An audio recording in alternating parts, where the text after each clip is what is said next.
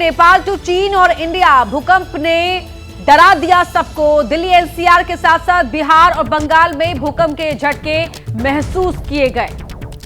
भूकंप के झटकों से दहशत। नेपाल चीन बॉर्डर एपिसेंटर रहा है।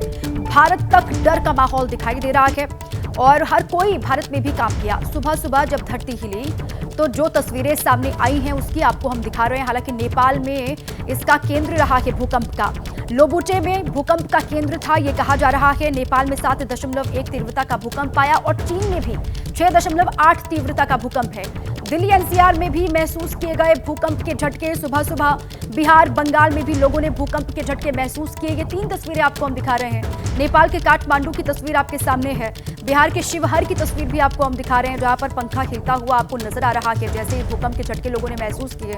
बिहार के मधुबनी की तस्वीर भी आपको हम दिखा रहे हैं।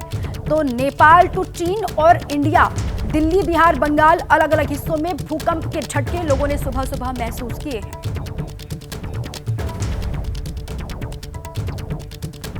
दिव्यांकर तिवारी हमारे सहयोगी दिल्ली से हमारे साथ लाइव जुड़ गए हैं। दिव्यांकर, नेपाल चीन में भी भूकंप के झटके महसूस किए गए, इसके अलावा दिल्ली एनसीआर बिहार बंगाल में भी। दिल्ली एनसीआर में क्या स्थिति रही, जरा बताएं।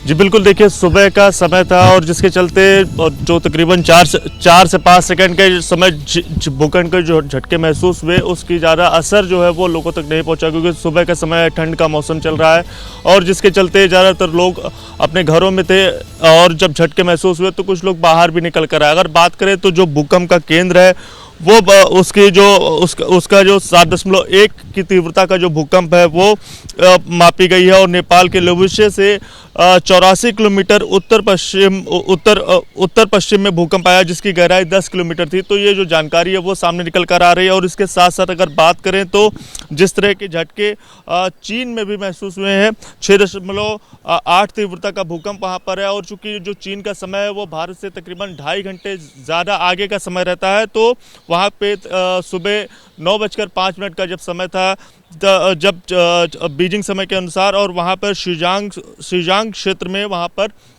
जो शिगात्से के डिंगरी काउंटी में 6.8 तीव्रता का जो भूकंप है वो आया है। तो कुल मिलाकर जो आज की शुरुआत, जो सुबह की शुरुआत जो है वो भूकंप के झटकों से हुई है। देखने वाली बात होगी कि आने वाले समय में जब इसका आकलन होता है तो क्या कुछ नुकसान की तस्वीर जो है वो सामने निकल कर आती है। अगर आप बता दें कि जिस तरह से 2023 में नवंबर के महीने में जब नेपाल में भूकंप के झटके महसूस हुए थे, तब उस समय 100 से ज़्यादा लोगों की जान जो है वो उनको गंवानी पड़ी थी। 6 तीव्रता का जो भूकंप के झटके हैं वो रेक्टर स्केल पर नापे गए थे और जिसमें सैकड़ों लोगों की जो जान है वो गई थी। इस बार 7.1 तीव्रता का जो भूकंप है वो आया है।